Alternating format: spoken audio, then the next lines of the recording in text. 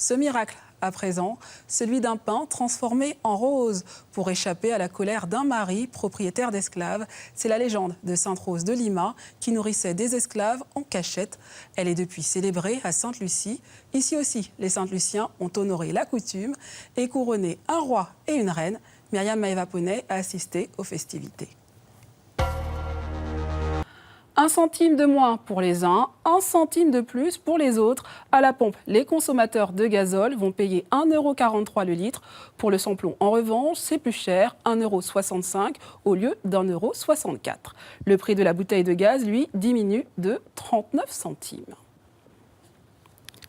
Stressés et enthousiastes, 3 jeunes Guyanais préparent leurs valises, destination la Belgique, pour y découvrir un pays et une certaine façon de travailler grâce au dispositif du service volontaire européen.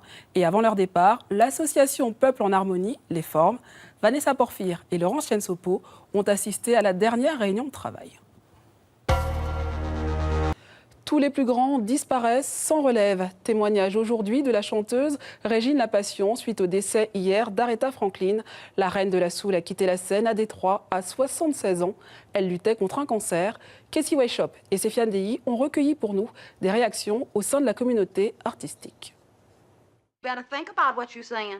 You better think about the consequences of your actions. Oh, shut up, woman. You better think about what you're trying to do to me. Yeah, think, let your mind go, let yourself be free.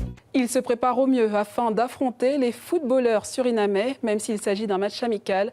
Dernière séance d'échauffement des Yanadoka aujourd'hui, avant la rencontre demain samedi soir au stade municipal Georges Chaumette à Cayenne.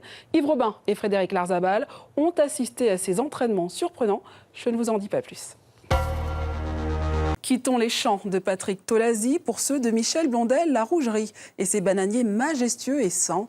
Sortis de terre aux Antilles, oui, ils poussent en Martinique, mais sans chlordécone ni glyphosate. Olorin, son propriétaire, est aujourd'hui devenu le premier producteur de bananes bio de l'île. Alain Livory et André Conquion se sont rendus sur sa parcelle. C'est la fin de votre page du Tour et de votre journal à sa une. L'important dispositif de sécurité déployé à Cayenne demain pour l'ultime étape du Tour de Guyane. Tous les effectifs de la police nationale sont mobilisés pour une arrivée à Montabo devant l'hôtel territorial. C'est une première.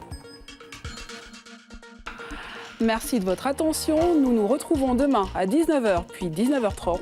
En attendant, nos reportages sont à revoir sur notre site internet et en radio. Les matinales seront présentées par Océlia Cartes à partir de 6 h. À demain, merveilleuse soirée sur Guyane la Première.